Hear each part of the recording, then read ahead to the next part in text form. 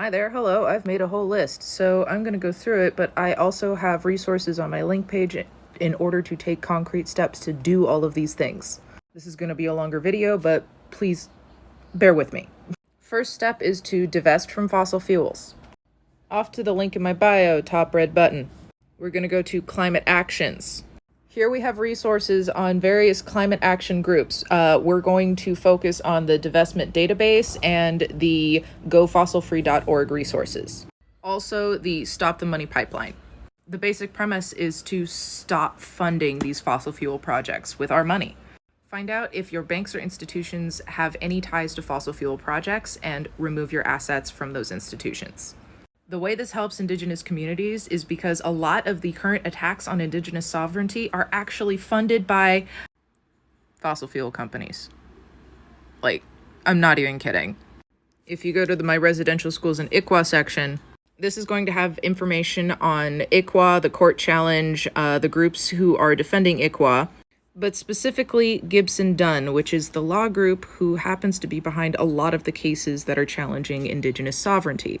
Gibson Dunn has a reputation for furthering their oil company client interests. Pause to read. Thank you. So, divest from fossil fuels. Next step is investing in indigenous communities. Also, indigenous businesses. Scroll down on my link page, you'll find some resources there too.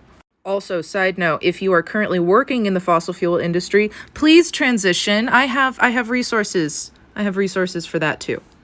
Next thing is voting. I am bullying everyone into voting. I have done my best to make it as simple as possible for you to be able to understand everything that's going to be on your ballot, who's voting, who your current representatives might be taking money from. Please take the time to inform your vote as best you can and show up. I'm serious.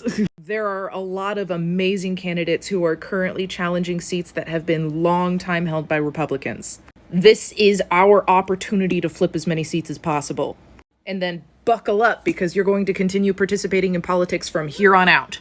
Voting in your representatives, that's just the first half of voting. The other half is making sure that they do what you voted them in for. Please don't leave all of this up to me. I can't do it all. I have also another new button. It's Land Back Resources. A couple of articles to explain the concept to people who are new to the idea, as well as groups who are looking to advocate for that within our government.